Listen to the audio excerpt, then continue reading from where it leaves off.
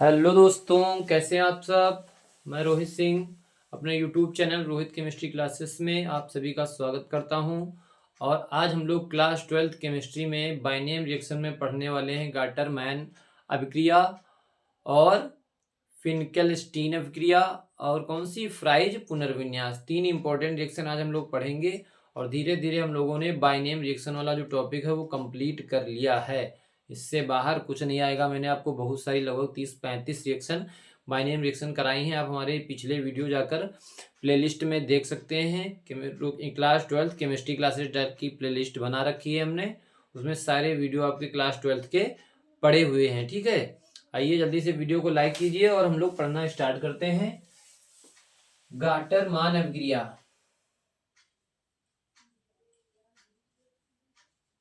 गाटर man भी लिखा रहता है और गाटर मान भी लिखा रहता है। ठीक है, गाटर मान अभिक्रिया।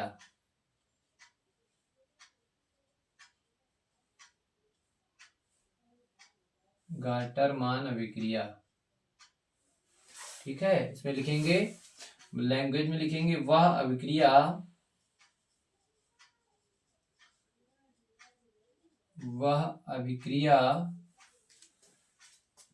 जिसमें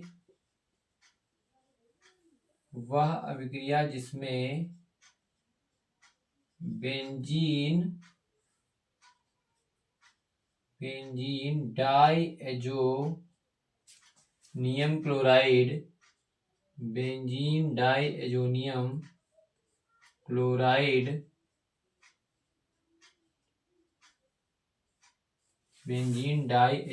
क्लोराइड HCl तथा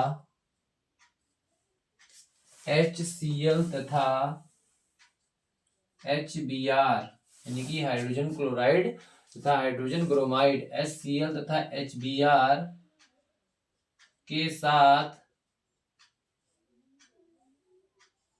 कॉपर की उपस्थिति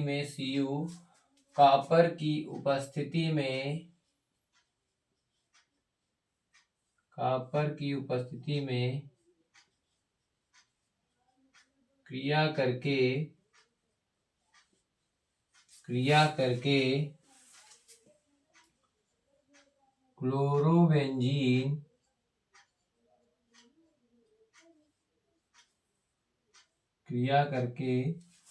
क्लोरोबेंजीन या ब्रोमोबेंजीन, यानी इसको वा कर लीजिए, क्लोरोबेंजीन व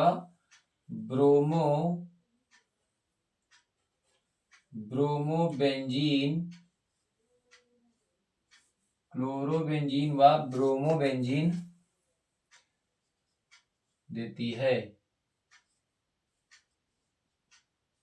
ठीक है, इस अभिक्रिया को गाटर मान अभिक्रिया कहते हैं।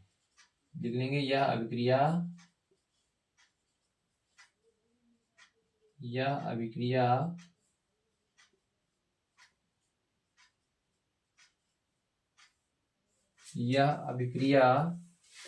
गाटर मान अभिक्रिया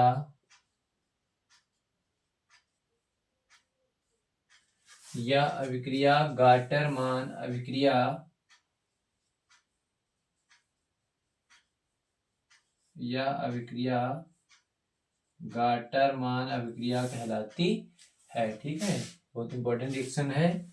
यह अभिक्रिया क्या कहलाती है? गाटर मान अभिक्रिया कहलाती है।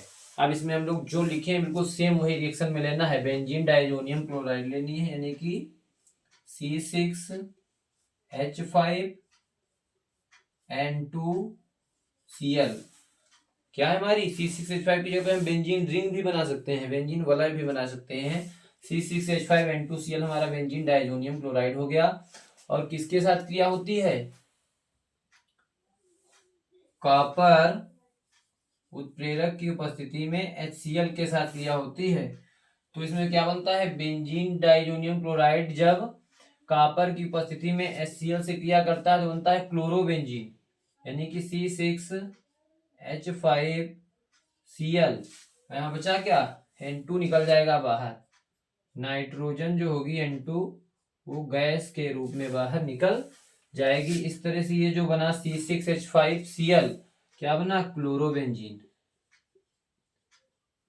क्या बना, क्लोरोबेंजीन। आसान लगी रिएक्शन, बहुत आसान रिएक्शन है, बस आपको अच्छे से समझना है, बहुत ही इजी समझ में आ जाएगा आपको आसानी से। और अगर फिर से हम देखें कि अगर हमारी बेंजीन डाइजोनियम क्लोराइड क्या करे, कॉपर की उपस्थिति में क्रिया करे किसके साथ, HBr के साथ, तो ब्रोमोबेंजीन बन जाएगी। रिएक्शन सेम वैसे ही चलेगी। C6H5N2Cl बेंजीन डाइजोनियम क्लोराइड ले लिए, और उत्प्रेरक कौन सा, कॉपर, और किसके साथ क्रिया करेगा, HBr के साथ, हाइड्रोजन ब्रोमाइड के साथ। तो यहाँ पर ब्रोमोबेंजीन बनेगी C6H5Br plus N2 nitrogen gas के रूप में बाहर हो जाएगी। तो ये जो C6H5Br बना, ये क्या बना, ब्रोमोबेंजीन। क्या बना, ब्रोमोबेंजीन। ये बना ब्रोमोबेंजीन। तो इस तरह से गाटरमान अभिक्रिया संपन्न होती है, चलती है। ऐसी अभिक्रिया जिसमें बेंजीन डाइजोनियम जो क्लोराइड होता है, ये HCl तथा HBr के साथ कॉपर की उपस्थिति में क्रिया करके क्रमशः क्लोरोबेंजीन व ब्रोमोबेंजीन देता है, देती है, और यह अभिक्रिया गाटरमान अभिक्रिया कहलाती है। रिएक्शन आपने देख ही लिया, हमने एक बार कॉपर की उपस्थिति में HCl से कराया तो क्लोरोबेंजीन बना, एक बार हमने बेंजीन डाइजोनियम क्लोराइड की क्रिया कॉपर की उपस्थिति में HBr से कराई तो ब्रोमोबेंजीन प्राप्त होता है। ठीक है, इस तरह से गाटरमैन अभिक्रिया होती है। जल्दी से स्क्रीनशॉट लीजिए, फिर हम लोग अगली रिएक्शन पढ़ते हैं। स्क्रीनशॉट लीजिए सभी लोग जल्दी से।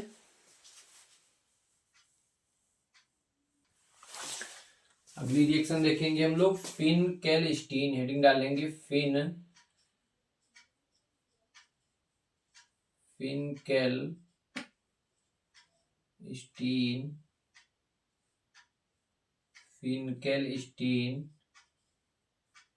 अभिक्रिया।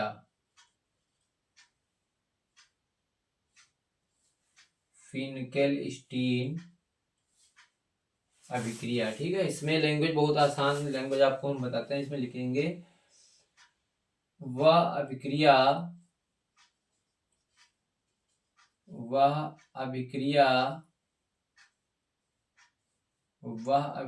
जिसमें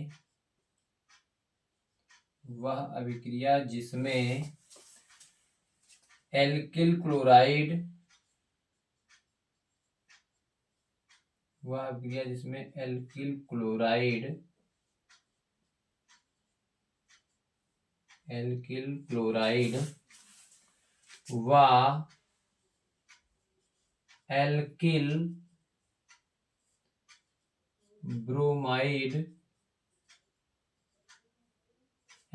क्लोराइड व एल्किल ब्रोमाइड के क्लोरो व ब्रोमो समूह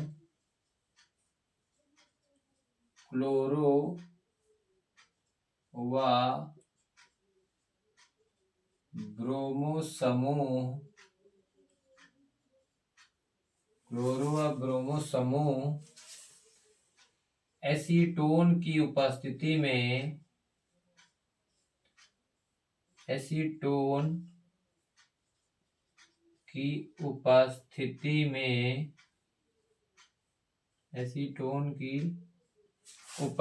में पोटेशियम आयोडाइड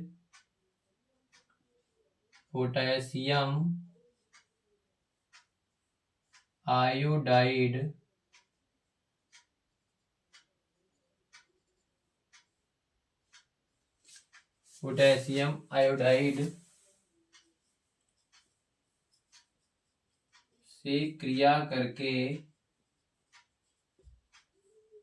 आयोडो समूह में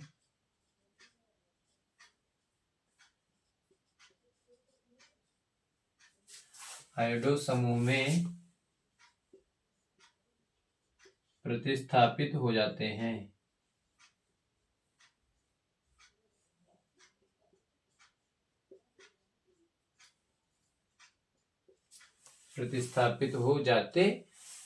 ठीक है, इस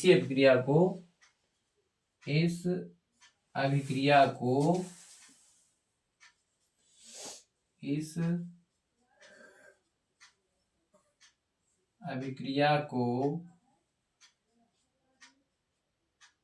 इस अभिक्रिया को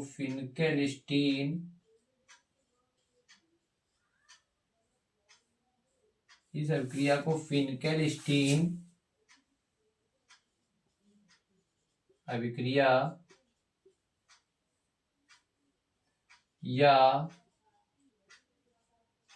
कोनांट फिनकेलस्टीन अभिक्रिया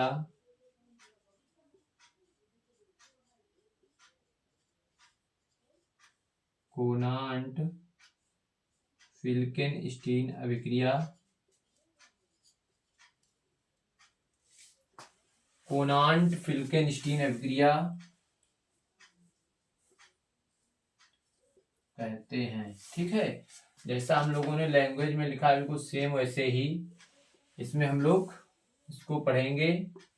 कोनांट फिल्केनस्टीन अभिक्रिया या फिल्केनस्टीन अभिक्रिया के नाम से जाना जाता है। कैसी अभिक्रिया? वह अभिक्रिया जिसमें एल्किल क्लोराइड, तो हम लोग एक बार एल्किल क्लोराइड ले लेते हैं। अगर हम लोग एल्किल क्लोराइड में ले लेते हैं CH3Cl, क्या ले लेते हैं? CH3Cl। R group alkyl group है, मेथिल ग्रुप है और क्लोराइड लगा है। इसकी क्रिया किसके साथ होनी है? एसीटोन की उपस्थिति में पोटेशियम आयोडाइड से होनी है, यानी Ki से। और उपस्थिति किसकी रहनी है? किसकी? एसीटोन की उपस्थिति में रिएक्शन होती है। तो क्या होता है कि जो भी हम लोग एल्किल क्लोराइड लिए हैं तो उसका क्लोरो समूह काय में बदल जाएगा? आयोडो समूह में। किस में बदल जाता है? आयोडो समूह में। ठीक है, यानी कि ये जो CH3 है ये किसके साथ, ये जो I है आ जाएगा इसके साथ, यानी कि CH3I बन जाएगा और प्लस KCl बाहर हो जाएगा यहां से। तो क्या बना? मेथिल आयोडाइड बना। मेथिल आयोडाइड, यानी कि हम लोग मेथिल क्लोराइड लिए थे, मेथिल क्लोराइड काहे में बदल गया? मेथिल आयोडाइड में बदल गया। कहने का मतलब क्लोरो समूह काहे में बदल गया? आयोडो समूह में बदल गया। मेथिल क्लोराइड क्या है? Methyl chloride. ये तो Ki हम जानते ही सब लोग हैं, पोटेशियम आयोडाइड है, एसीटोन की प्रेजेंस में हो रहा है। तो जो एल्किल क्लोराइड हम लोग लिए हैं मेथिल क्लोराइड, उसका Cl जो है क्लोरो समूह काहे में बदल जाता है? आयोडो समूह में बदल जाता है। बस यही रिएक्शन है और इसमें कुछ नहीं है। और अगर हम लोग क्या लेते हैं? एल्किल ब्रोमाइड लेते हैं, मान लो हम लोग CH3Br ले लेते हैं। अगर हम लोग क्या ले लेते हैं? मेथिल ब्रोमाइड ले लेते हैं और इसकी क्रिया कराते हैं Ki से, पोटेशियम आयोडाइड से। उपस्थिति एसीटोन की इसमें भी रहेगी प्रेजेंस।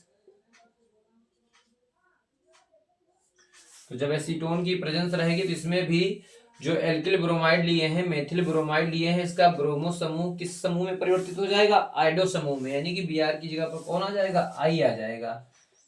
तो इसमें भी वही बनेगा CH3I plus KBr, potassium bromide बाहर हो जाएगा और यहाँ पर भी मेथिल आयोडाइड बन जाएगा।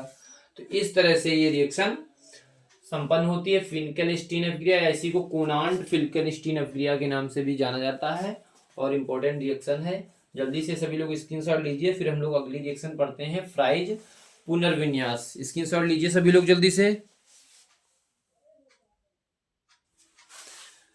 अब हम लोग अगली रिएक्शन देखेंगे, फ्राइज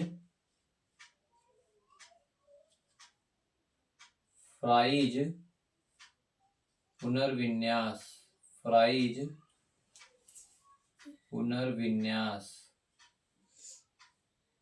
फ्राइज पुनर्विन्यास या फ्राइज रीअरेंजमेंट कहते हैं। फ्राइज पुनर्विन्यास में क्या होता है? वे लिखेंगे जब फेनिल एस्टर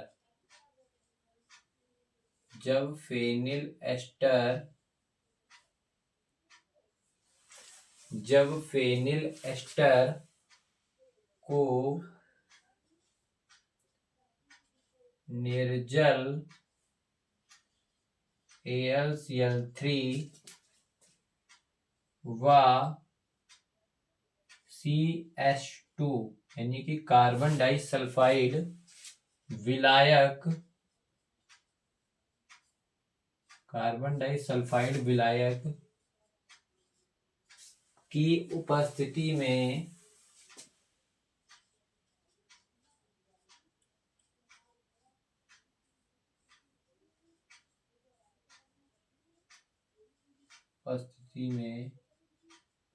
गर्म किया जाता है, गर्म किया जाता है तो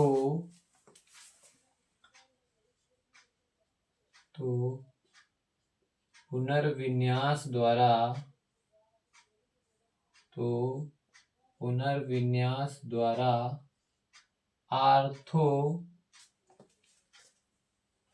आर्थो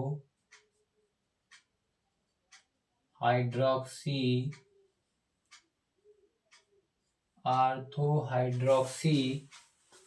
एसीटोफिनोन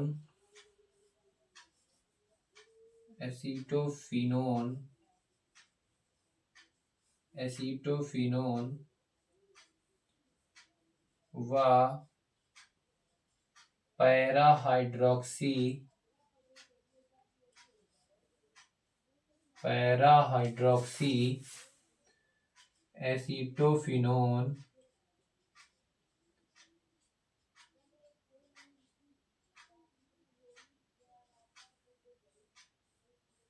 एसीटोफिनोन प्राप्त होता है।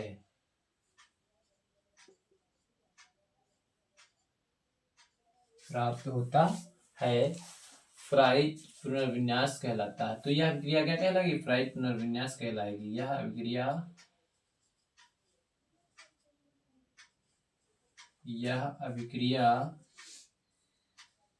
फ्राइज पुनर्विन्यास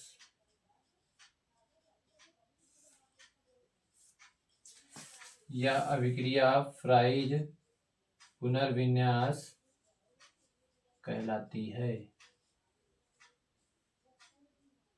यह अभिक्रिया फ्राइज पुनर्विन्यास कहलाती है।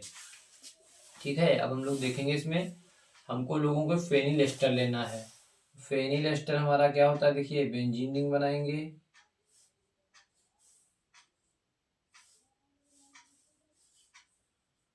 और इसे COCH3, ये हमारा क्या है? फेनिल एस्टर है। और फेनिल एस्टर में कैसा? देखिए, ये ग्रुप जो है C6H5 हो गया और CH3COO एसीटेट ग्रुप होता है, यानी कि ये क्या है? फेनिल एसीटेट है। क्या है? Phenyl acetate. फेनिल एस्टर ही है, क्योंकि एस्टर क्या होता है? R, ये फेनिल ग्रुप C6H5 RCOOR ही तो होता है, तो एस्टर ही तो है। फेनिल एसीटेट है ये। क्या है? फेनिल एसीटेट एक तरह का फेनिल एस्टर ही है। फेनिल एसीटेट को निर्जल AlCl3 यानी कि निर्जल AlCl3 और विलायक कैसा? CH2 कार्बन डाइसल्फाइड विलायक की उपस्थिति में गर्म किया जाता है, जिसमें एक रीअरेंजमेंट पुनर्विन्यास होता है। क्योंकि यहाँ आर्थो पोजीशन पर एक हाइड्रोजन होगा, वो हाइड्रोजन यहाँ आ जाएगा ऑक्सीजन के साथ, और ये जो COCH3 ग्रुप है ये आर्थो पोजीशन पर जुड़ जाएगा। तो ऐसे ही ये बनेगा, बेंजीन रिंग बनाएंगे। ठीक है, बेंजीन रिंग बनाए, और ये ग्रुप जो O है इससे लग जाएगा हाइड्रोजन, और ये ग्रुप हो जाएगा COCH3। COCH3 ग्रुप कहाँ जाएगा? आर्थो पोजीशन पर आ जाएगा। ठीक है, तो इसी यही क्या बना? ये आर्थो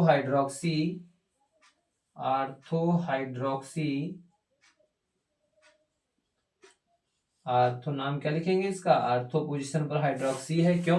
क्योंकि ये जो ग्रुप है एसीटो ग्रुप, क्या है ये सीनियर ग्रुप है, तो इसके पास की जो कार्बन हो जाएगा वो आर्थो पोजीशन हो जाएगी। Ortho hydroxy acetophenone, ortho hydroxy acetophenone बनेगा, आर्थो हाइड्रोक्सी एसीटोफिनोन बनेगा। इसी का पैरा वाला यौगिक भी बनेगा उत्पाद। पैरा में क्या होगा, यहाँ पर यहाँ का हाइड्रोजन जाके ऑक्सीजन से जुड़ जाएगा और COCH3 ग्रुप पैरा पे आ जाएगा, तो पैरा वाला भी बना लेंगे।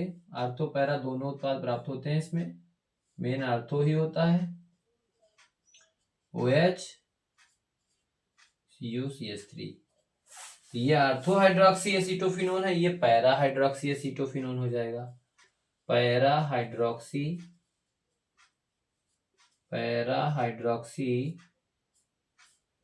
एसीटोफिनोन